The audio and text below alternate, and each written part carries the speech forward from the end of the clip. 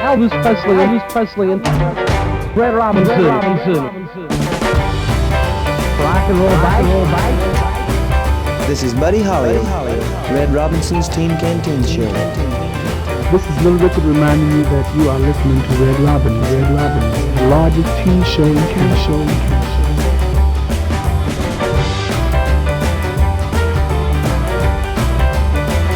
Yes, this is Red Robinson reminding you that this is the Teen Canteen Show, the largest teenage show in Canada with over 25,000 members. Want to welcome everyone to the legendary Commodore. I'm Al Murdoch. I'm very honored to be here today as your MC to honor and pay tribute and salute and celebrate the life of Robert Red Robinson.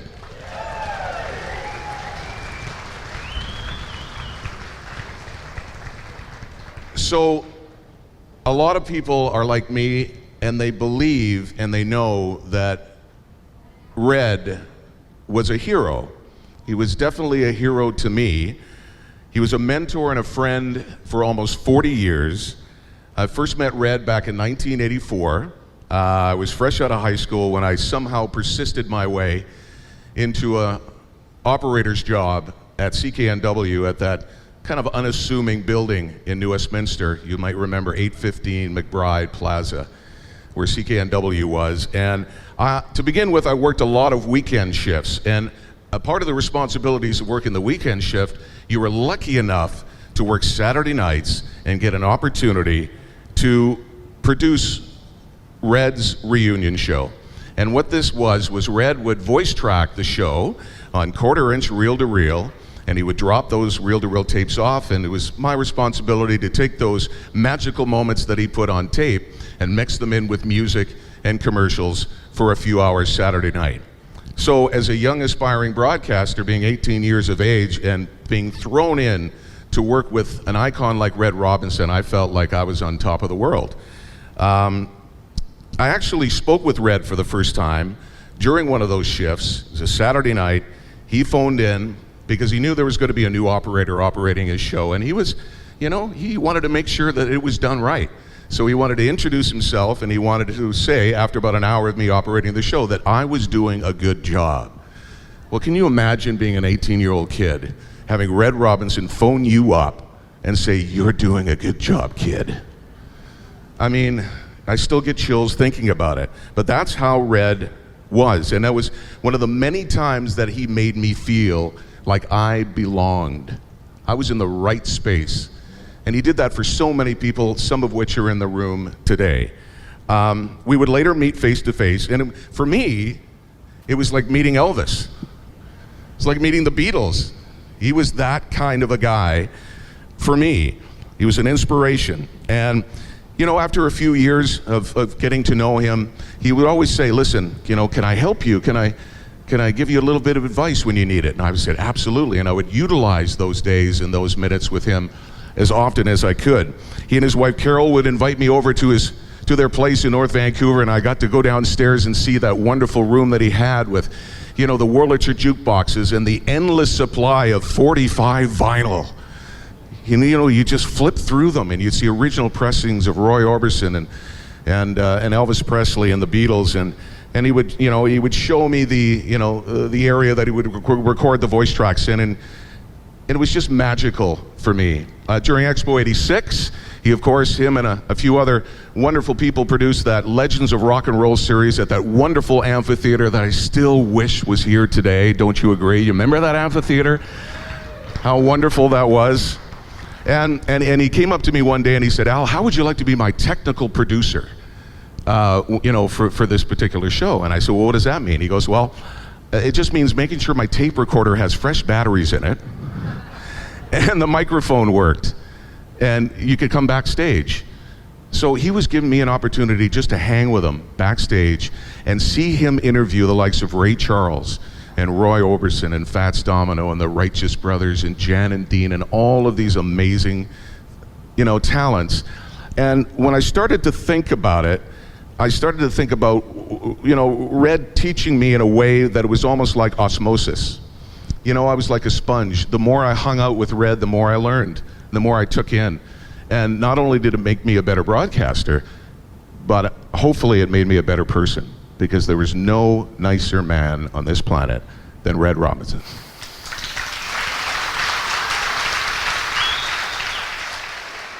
So, Red was an amazing friend and a wonderful teacher to many of us. He was like a professor, and I think we were all students in one way or another, learning from him. I just wish we had another day in class with Red, because he still had a whole bunch of wisdom to share, and I know that we would have all loved it. So I am honored to be joined today by some amazing friends and colleagues of Red, beginning first with a former Supreme Court judge and former Attorney General, longtime friend of Red's. Please welcome Mr. Wally Oppal.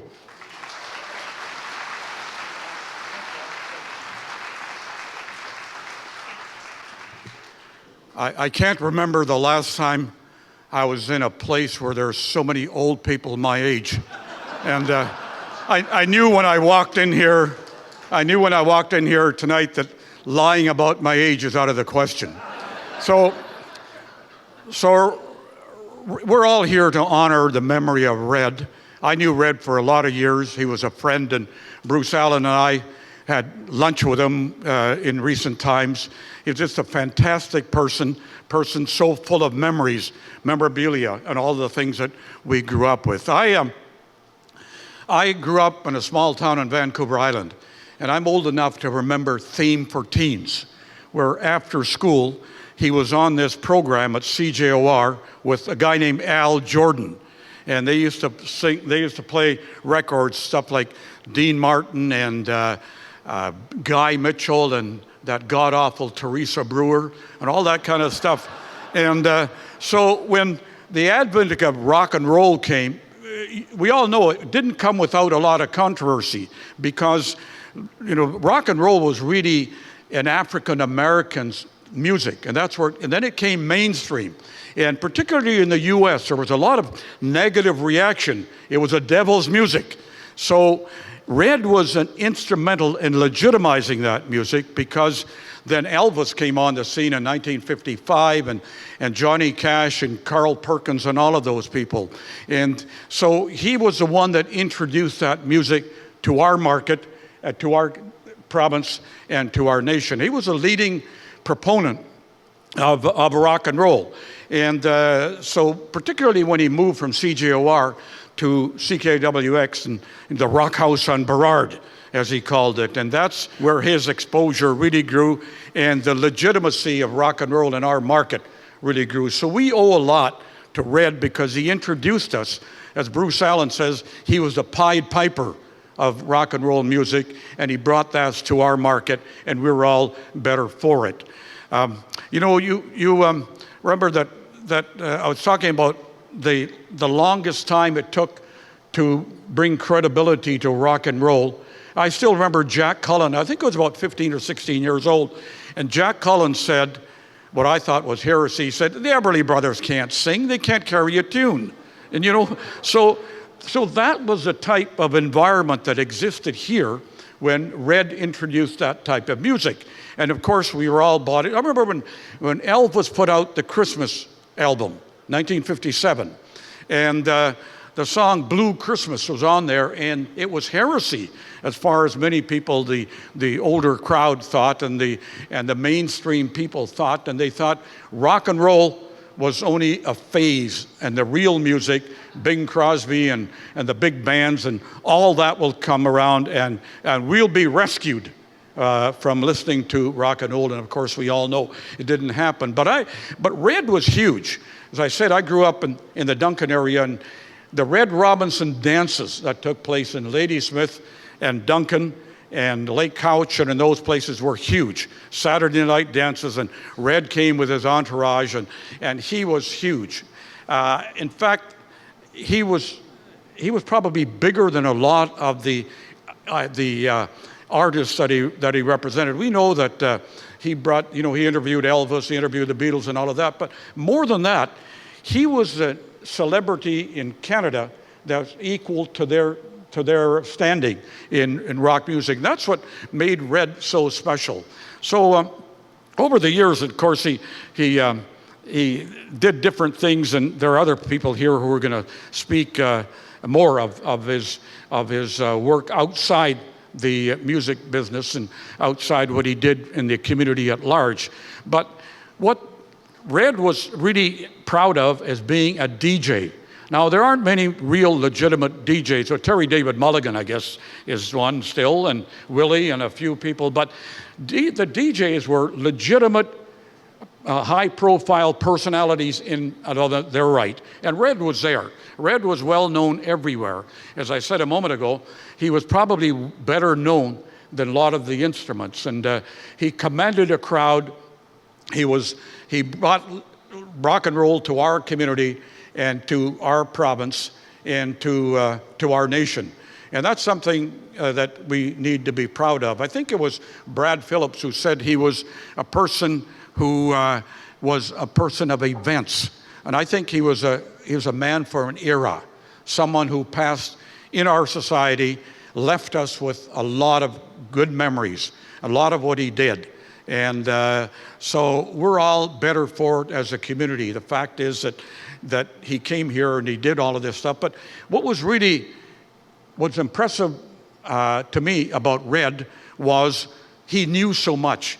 He knew these people. He knew the Everly brothers. He knew Buddy Knox and Roy Orbison and all of those guys. So he had this particular knowledge of all of these people, and he really made them mainstream. And after listening to Red talking about them, we thought we knew them intimately because of the way Red imparted his knowledge of those celebrities to us.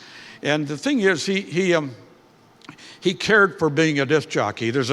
I recommend to you that you read the book, The Last DJ, and it really emphasizes all the good things that he had done. So in any event, I'm told that I have only 4 or 5 minutes, and I told them backstage that as a former Supreme Court judge, no one puts limits on us.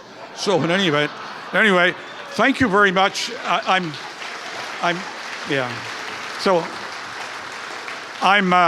honored to have been asked to speak, and I said Red was a friend, Red was an icon, and I know that word's going to be used a lot today, but it's legitimate.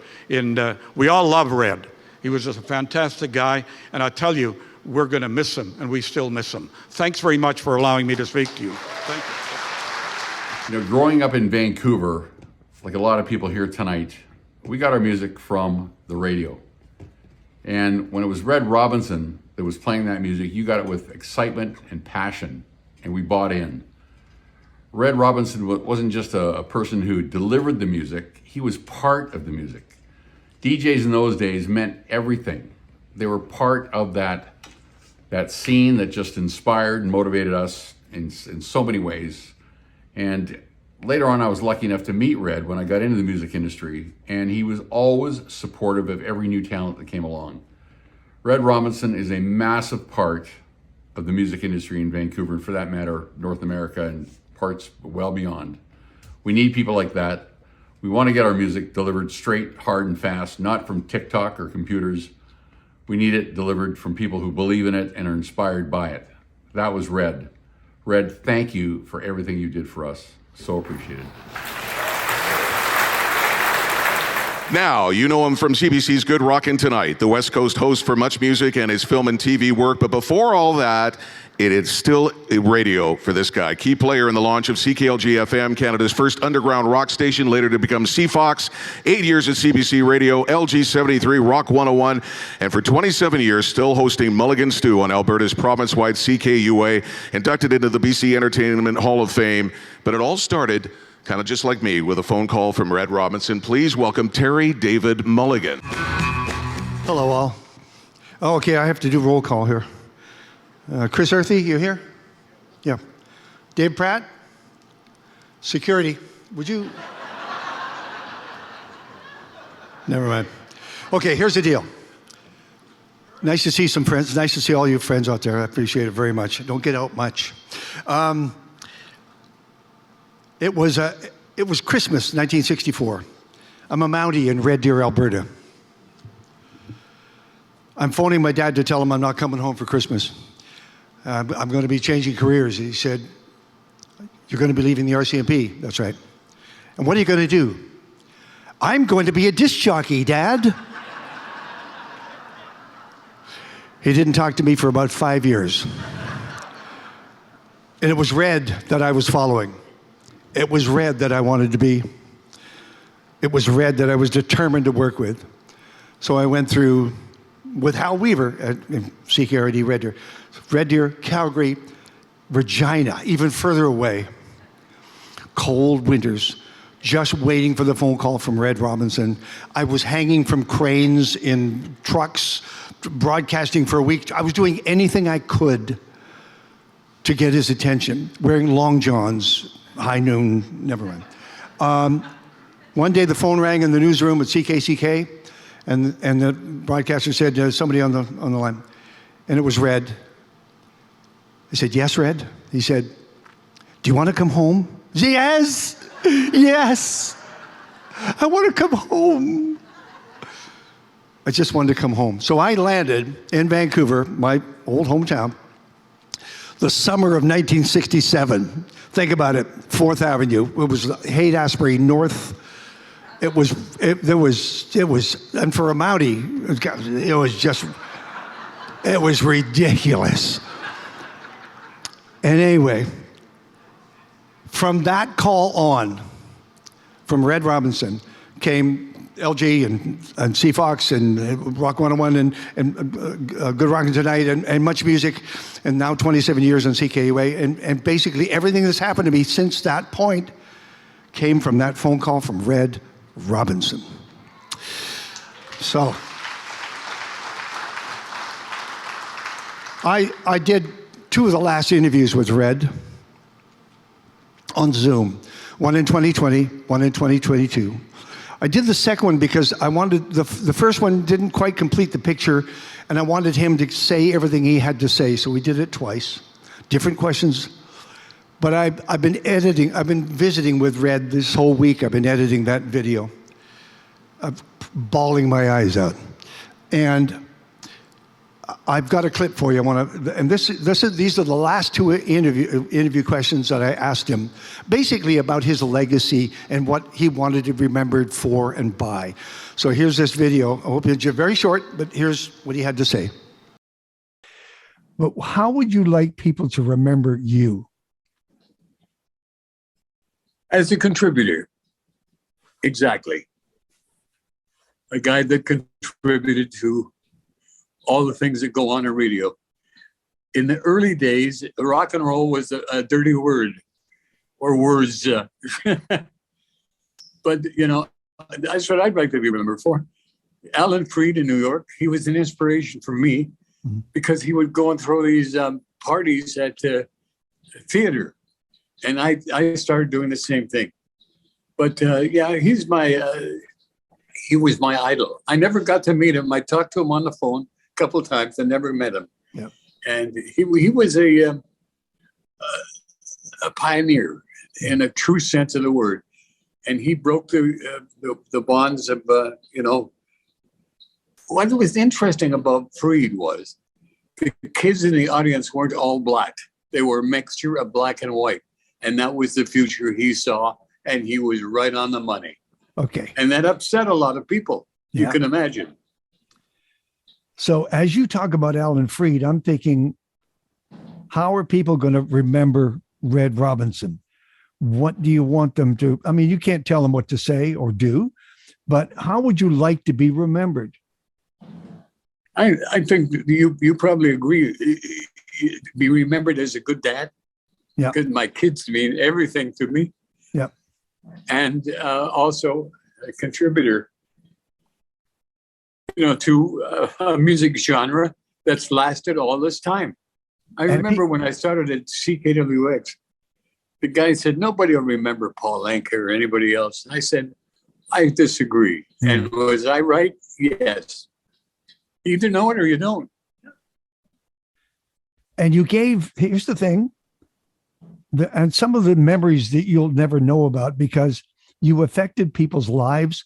They remember the tunes. They remember being on you being on the stage.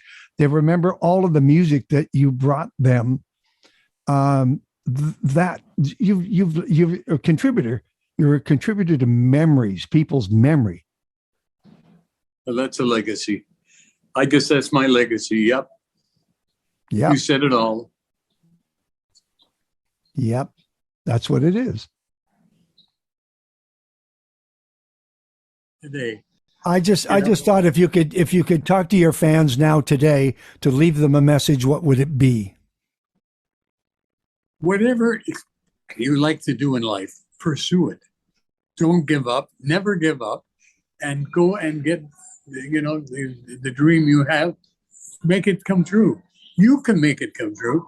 I made it come true. I was a kid when I look back, 16. Yeah, and I never forget the people that gave me that break. Al Jordan, Vic Waters, those people. They were local people who were very big on the air. So pursue your dream, is what I'm saying. Don't let anyone tell you it's the wrong thing. There's no money in it, whatever. Don't let them talk you out of it. Thank you, Red. Thank you, Terry. The right guy in the right place at the right time. He was the guy. He was the gatekeeper. And he was in the middle of a musical revolution. I mean, I don't know how long it took him to realize that he was in the middle of history, but he rode that one. He wrote it out, and he did it for us. So here's what I want to know. Why is there not a Red Robinson Park or a street Okay, let's all assume that Lost Lagoon has been found. And let's name it Red Lake or Robinson, whatever. Let's find a way to honor him. Maybe at Kitts Beach at the stage. Thank you all. Thank you. Thank you. And let's not forget about that when we walk out the door, right? Let's keep the groundswell going for something like that. And I want to remind people that there will be a public celebration of Red's life later this August. The venue still to be determined, but it'll welcome everybody that Red affected, not just the close friends and colleagues that are here today, but everyone that Red touched with all that he did. So remember, August, don't go anywhere. It's going to be somewhere here in Vancouver. So right now, I'd like to direct your attention to the screen for another video message. Hey everybody, Jim Byrnes here. You know, there's a saying in Ireland, take a good look, you'll no see the like again.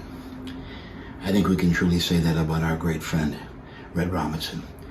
And as much as we, share the love of music and the history of music and everything else, there was a genuine, heartfelt, beautiful friendship that he was always so real and so caring, He went to one of the induction ceremonies at the Rock and Roll Hall of Fame.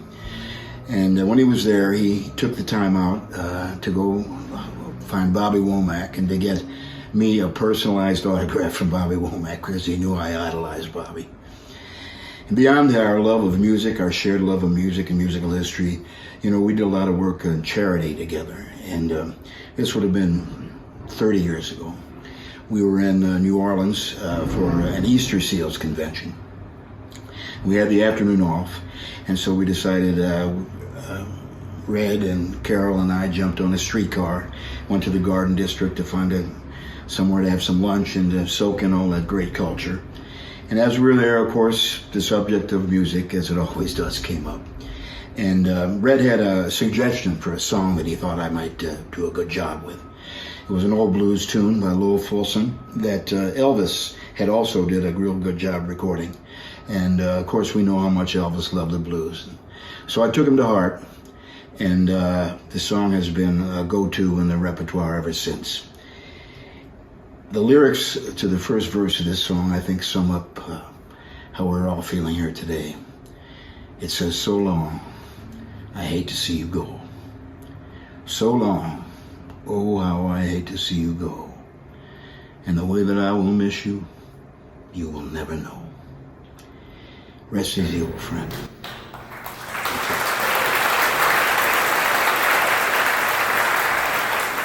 Now an international entertainer, actor, voice-over artist, and singer-songwriter, a very dear friend of Red's, Michael Sicoly. Thanks, everybody, for attending.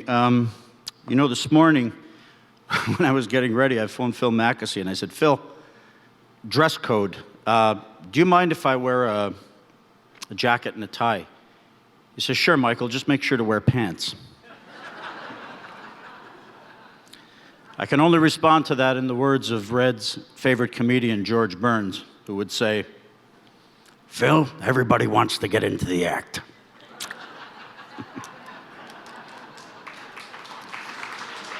Thank you. You know, in the course of our lives, I'm sure we can all attest to the fact that along the way we've met some really good people and maybe sometimes not so good people. That's life.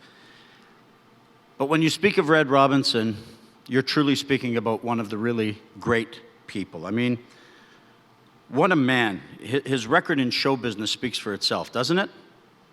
DJ, announcer, rock and roll impresario, radio, TV, concerts, the list is endless. Lucky for me,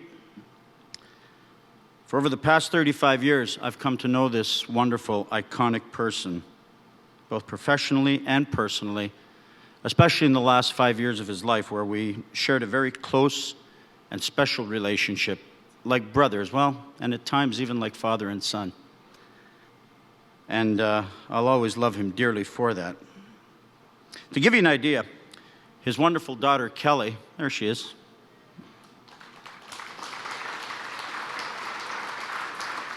Love you like family, Kel. We would visit him frequently, and every time I'd see him, you know, I'd take his hand, give him a little squeeze, a little hug, and I'd say, how you doing, Red?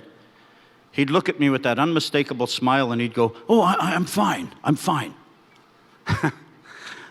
But then the odd time he'd say, you know, I'm doing just great, but I got to tell you, Michael, the food around here sucks. Well, that's all I needed to hear, right? Because I'm a real foodie, so I got into the habit of calling him maybe every second day or so. We'd have this little routine. And I'd say, Red, it's 11 o'clock in the morning, another hour, we got lunch. Place your order, and I'll go out and get it and bring it to you. Well, he'd come to life. He'd go, oh, okay. How about maybe an A&W burger? And if you can't get there, maybe a Wendy's burger and a root beer. And if they don't have that, maybe a Dr. Pepper. I said, that's it? That's all you want? He says, yeah, that's easy. Easy to please, you know. And before I forget, he's well represented here today with White Spot. It's almost like the two names are synonymous. You say White Spot, you say Red Robinson, right? And I don't know about you, but down the road, I'm going to be the first one to vote. If they ever change the name, it'll be from White Spot to Red Spot. So. But anyway, his favorite treat, and I'm very flattered, and Kelly will vouch for this one, was my homemade Italian spaghetti sauce with homemade meatballs. Courtesy of my late mom and granny's special recipe, very Italiano, right? I'd call him up and I'd say, Red, I'm going to bring you a little dish of penne pasta, or gnocchi, he'd love that, covered with sauce, and then some meatballs out of the pot covered in sauce, and a nice helping of freshly grated Romano cheese on top, right? Am I making you guys hungry, by the way? Probably not, you're full of White Spot burgers right now. Anyway, he'd light up like a Christmas tree, right? I'd bring it to him and he'd get all excited, and when he was eating it, I was always compelled to ask him, Red, everything okay? Does everything taste all right? His answer was always the same. He'd look up at me with his mouth half full and he'd go, Michael, fantastic. Right, Kelly? Everything he liked, fantastic, right? And after lunch, you know, we'd talk about things, usually showbiz, but funny how we always came around to this same subject about, and he usually initiated this, about the world that we live in being inundated with an overabundance of technology. I agree. You know, maybe that's good, maybe that's bad, I don't know. But we always came to the same conclusion that although we may be blessed with technology, we might also be cursed with indifference. He posed this question to me. He said, Michael, how many times do you hear these excuses from people? And I'm probably guilty too of this one, where they would say things like, yeah, sorry I didn't get back to you, but I've been so busy. You know that one? And the other one of, yeah, I'd like to help you, buddy, but I just don't have the time or the energy, or who cares about this or that. Yeah, well, my late mother and dad used to say to me, Michael, if you feel that you don't have time for people, or you don't care about certain things, or you're too busy, son, you're in the wrong business. And dear old mom and dad were right, you know, because as long as I knew him, Red Robinson did care. Red Robinson always had time for people, and he was never too busy to help others around him. What an amazing mentor and role model he was for so many of us. Now there's a man who was in the right business. I talk about the business of mankind because as far as I'm concerned, that's the only business that truly counts.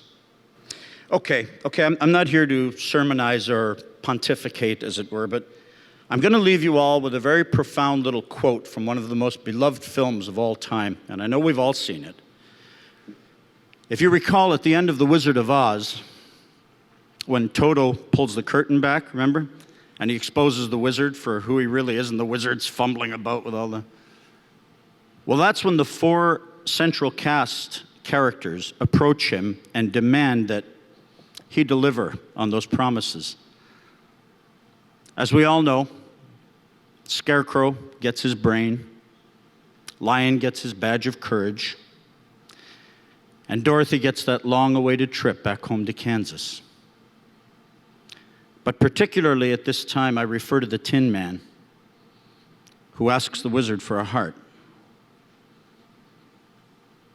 The wizard obliges him, but then further reassures him with these words, and I quote. He says, "And remember this, my sentimental friend, that a heart is not judged by how much you love, but by how much you are loved by others." Thank you, Red Robinson, for enriching our lives so much. Peace be with you, my dear friend, and peace be with us all.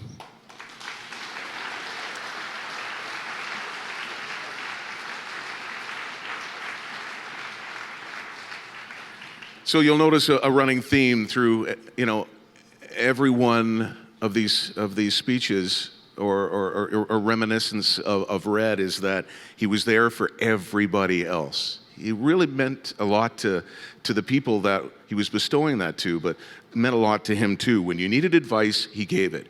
When you needed constructive criticism, he provided it. When you just wanted to drop by his office and chat for 20 minutes, he says, "When can you get here?" So it's just, you don't meet a lot of people like that anymore, and that's just another credit to Red. And now, please direct your attention to the screen for another video message. Hello, Red. This is Andrew Loog Oldham, coming at you from Bogota. I'm so glad that in Vancouver we found each other 10 or a dozen years ago, and we started to hang at the White Spot on Dunsmore, where I was able to order off the menu, a la Get Shorty, because I was at your table. And a great table it was. You took me to the time that so many of us were weaned on, Elvis, Ricky Nelson, Sam Cooke. When we were all regular people, and the great job that you did was the calm before the storm. And that calm, and you, Red, gave us calm, and you became a ramdass of my life, and I'm tremendously grateful. We'll see you soon, because those who lead are only opening the door for we who will follow. And it's great to know you, and it would be great to know you again. Ciao. I just want to thank you for bringing Elvis to us, and Buddy Holly and the Everlys and all of those from the first wave of rock music. And that's what got me started, man. Thank you so much. Now please welcome to the stage from microphonerentals.com, reel to digital.com, and Regenerator Records, the host of Jack Up the 80s, Vancouver, and possibly Canada's only all-vinyl 80s music show, longtime morning host on Vancouver radio with Larry and Willie, and he's the guy who restored all of those wonderful red air checks from back in the day and made them sound like they were just as fresh as they were back then. Please welcome Larry Hennessey. Thank you all. Oh my God, it's amazing to be here to represent radio and music, and isn't it just like Red to get us all together again, right? Red, for years, hosted something called the RPM, the Radio Performers Membership, as he called it for a while. And it would be all the legendary Vancouver broadcasters would get together for lunch. And I remember going there, I don't know, 20 years ago, and I was like the youngest guy in the room. My, how that's changed. But I mean, you'd look over and be like, Jack Cullen would be there, you know, like, holy crap, Red Robinson would just bring everybody. And before Red passed away, he passed the torch onto a new committee, Joe Leary and Sterling Fox, Jody Vance, who I talked to yesterday and sends her apologies, she couldn't be here. Others, Phil Mackesy, to keep these gatherings going. The RPM will go on in Red's honor.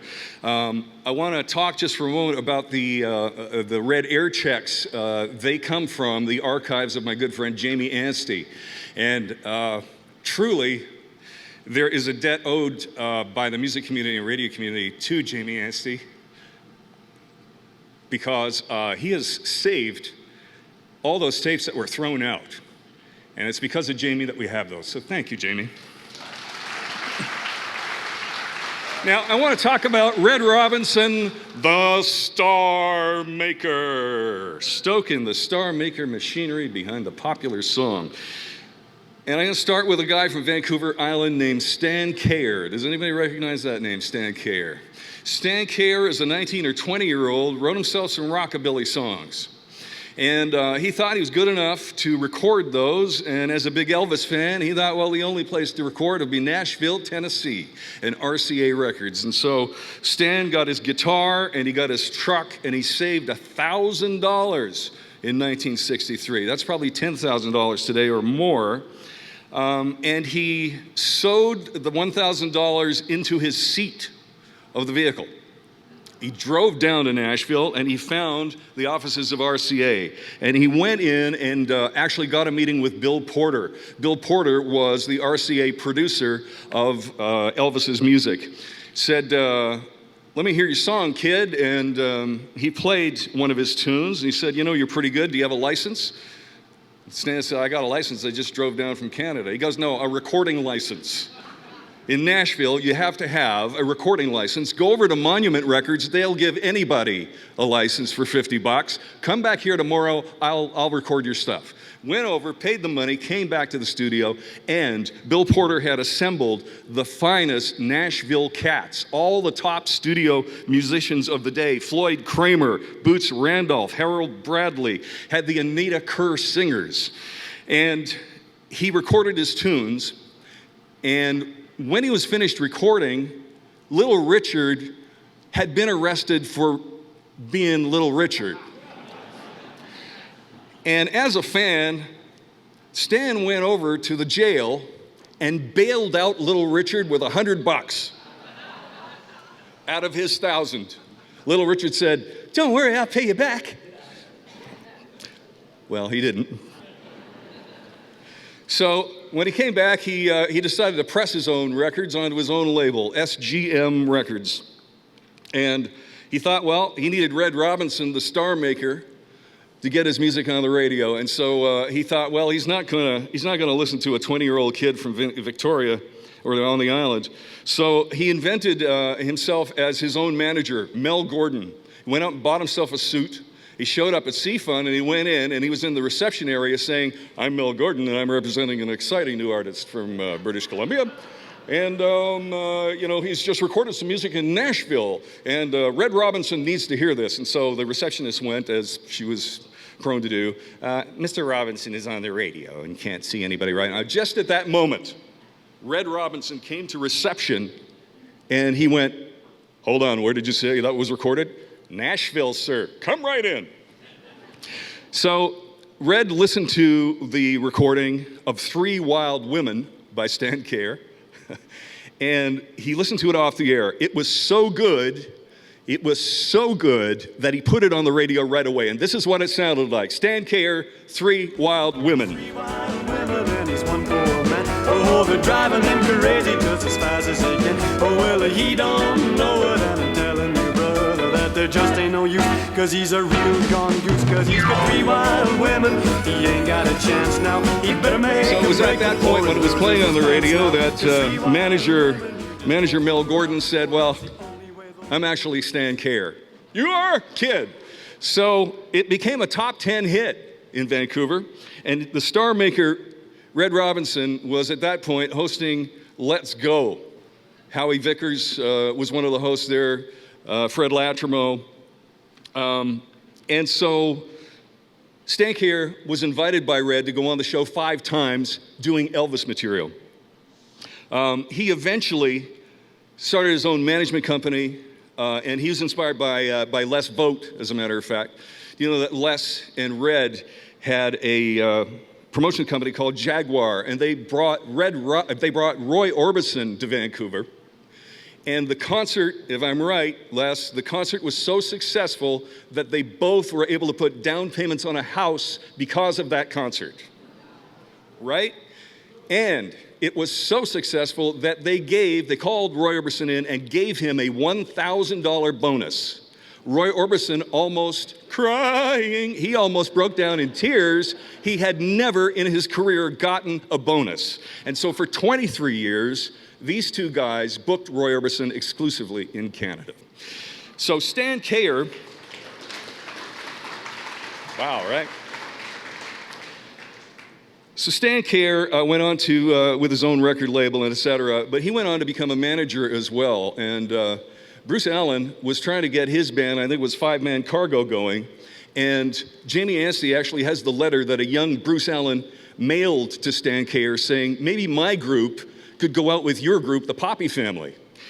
So he invented, as far as I can tell, something called pillow concerts. He would invite people to come to a show, bring your own pillow, and sit on a pillow at the concerts. Stan was such an entrepreneur that at the Poppy Family shows, he came out after a show and he said, hey kids, I'm selling 45s right here from the stage. Kids came up. Afterwards, Terry Jacks told me, Terry said to him, hey man, that doesn't look cool. And manager Mel Cooper / Stan Kayer said, we've just sold 150 records. Terry said, great. Sell them every time. So there is Stan Kayer for you. Absolutely incredible. Red Robinson said to Jamie, he said, I've told everybody that The Prowlers with Les Vogt singing is the first rock and roll record ever recorded in Canada. And he offered $1,000 to somebody that could prove him wrong. The $1,000 has still not been paid out. Terry Jacks is the next star made by Red Robinson 3 times. First with his group, the Chessmen. He was in a group called the Sand Dwellers for a while, and then teamed up, and they got into, once they became the Chessmen, they got into Robin Spurgeon's recording studio. Robin Spurgeon is the first Vancouver engineer to really be able to handle rock music. He is absolutely, should be a legend. And so they went into the studio and they recorded a Slavic folk song rock style. And we're ready to hear the Chessmen with Meadowlands.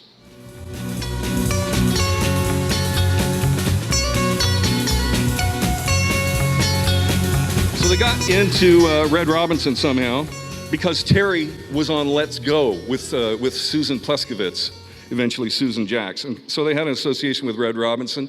Red liked it so much, he actually got them a record deal on London Records, but on the record, it was produced by Red Robinson, even though he had nothing to do with it. But it got them a contract with London Records and also with Jordan Records in Seattle.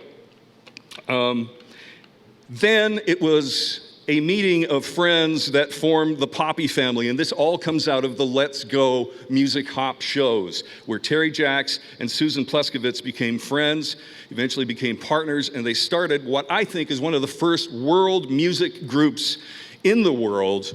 They had Satwan Singh, who was playing tablas. They had Guy Sabel, who was playing a sitar. They had the beautiful, incredible singer and person, Susan Jacks, and they had Terry Jacks, who was an amazing songwriter. And so they recorded with the Poppy family the first million-selling song recorded in British Columbia, which was this one right here.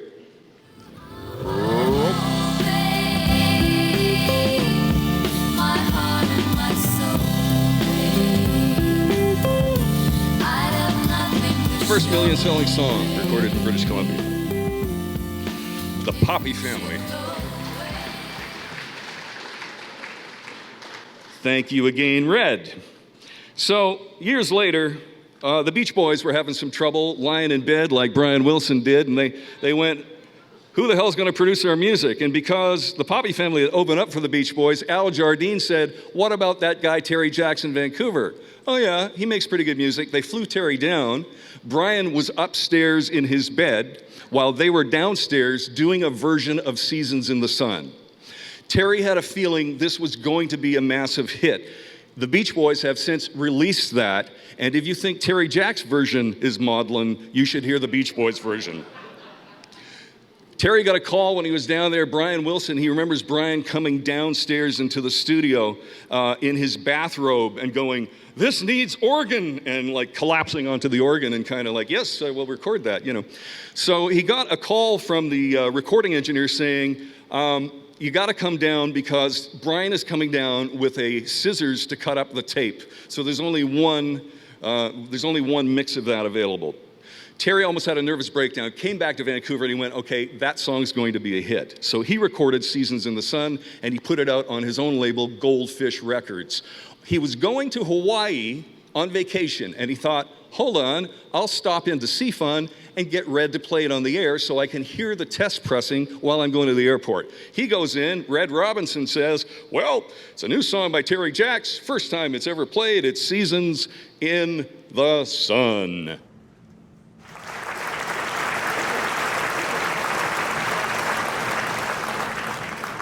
It was Red Robinson who played that song first.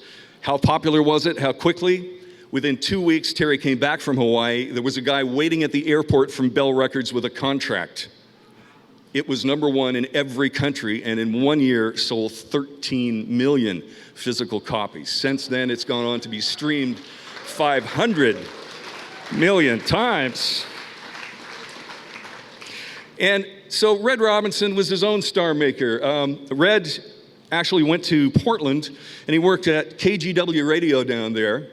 And as was the deal, like if you had a green card, even if you're Canadian and working in Portland, they expected you to do military duty. So he had a choice, either come back to Vancouver or go peel potatoes at Fort Ord.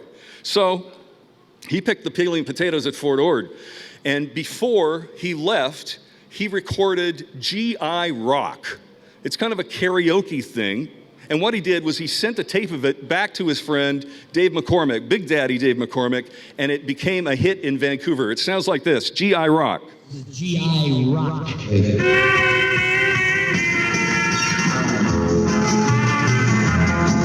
Well, they get you out of bed about 5:30, just when you're wondering if you're dead or alive. But Sergeant tries to tell you better look alive. Man, I don't dig that G.I. jive. I'd rather be a rockin'. Rather be a rollin'. Oh, yeah. Rather be a stoppin'. So it became a hit for about a month in Vancouver, but it was never made to a record. So with my company, Regenerator, along with Jamie Hennessey, we released it on a 45. Red, when it came out, he would come out to record shows, and oh my God, the star power of Red Robinson. People would be lined up 100 people deep. Red Robinson, Red Robinson. It was amazing to see that over and over again. Absolutely incredible. And from my point of view, a gentleman sent me a note saying, you know, I used to think that you and Will, hey? Used to think that you and Willie were bozos. I said, you're probably right. until I saw you at the White Spot sitting with Red, and Red was having a really deep conversation with you. And he thought that if Red Robinson would talk to you, then I better change my opinion. And he tells me that he's still listening to Jack Up the 80s, my vinyl show, every time, every day. Red at those lunches would say to me, my grandfather used to say, the man doesn't chase the honor chases the man. So I think we can agree that we call Red Robinson the Right Honorable Red Robinson.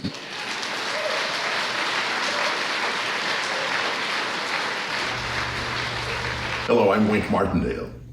In the world of show business, I must say, there is nobody that I held more respect for than Red Robinson. Nobody could interview people like this man. Nobody did it better. God rest his soul. And Red, as you look down on us from where you are today, we love you still, and we always will. When mountains are moving, it's usually this guy pushing them around. A giant of the music industry internationally and, of course, locally, a very close friend of Red's. Please welcome Bruce Al. Thank you very much, Al. I want to thank all of you. When we sat there, Phil Mackesy, myself, and Red's daughter sat around and said, what are we going to do? I think we had 7 days to do it. And you guys were there. Just the guys who are up here tonight were there. Ron Toigo from White Spot. All these people, the Commodore, the Live Nation, said you can have the building. It's just something that Red Robinson deserves. And it was great to be a part of it.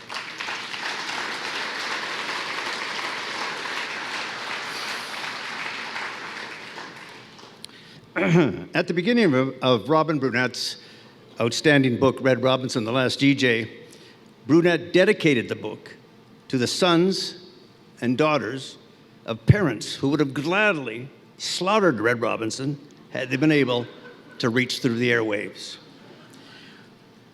Well, everyone survived, and all of us who lived in Vancouver and the surrounding cities that could pull down various stations like CJOR, CKNW, CKWX, CFUN, and CKLG got to experience the excitement of a whole new sound that was dedicated to teenagers.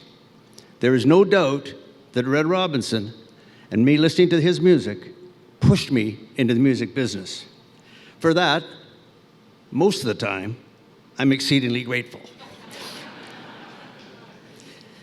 Because of Red Robinson, I got to hear and see everything from Elvis to the Beatles, from Little Richard to Jerry Lee Lewis, from Ike and Tina Turner to the Everly Brothers, to Roy Orbison and Fats Domino, and from James Brown to the Rolling Stones.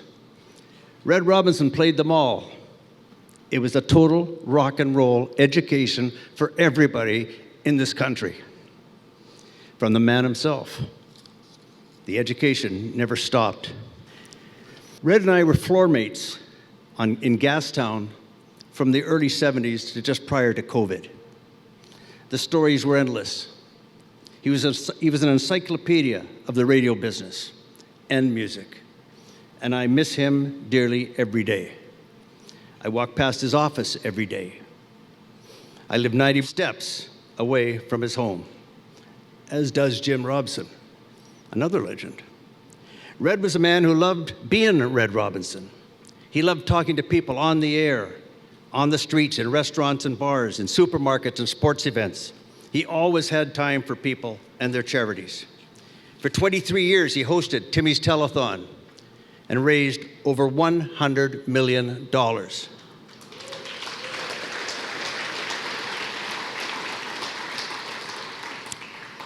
If asked to MC a charity, he showed up every single time.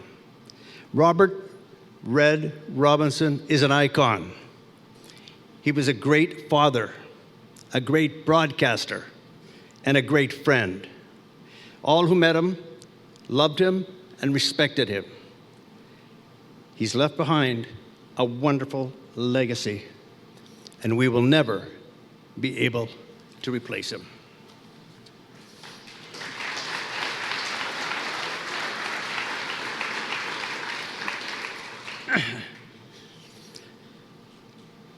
There's a lady in this audience. I'd like to have you meet her.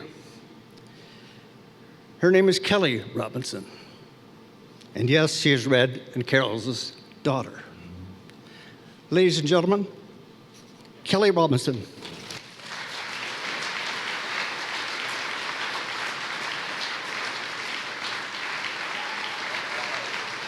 Well, I'm going to make this short and sweet. I know Red would just be, he's probably up in heaven just going, oh my gosh, this is for me. So I just want to really say thank you for everybody who came out today to honor my dad and just, of course, mix and mingle and schmooze. And just on behalf of my family, just thank you so, so much for being a part of this. I'm sure he's up there in heaven just smiling. So thank you so much for coming, and cheers to Red.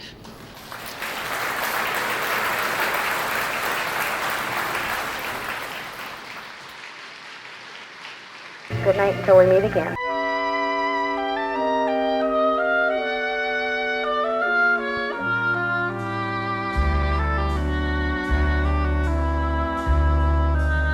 The party's over. The party's over. It's all over.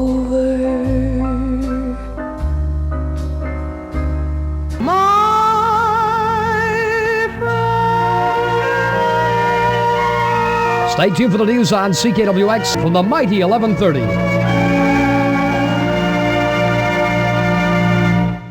Good night, everybody.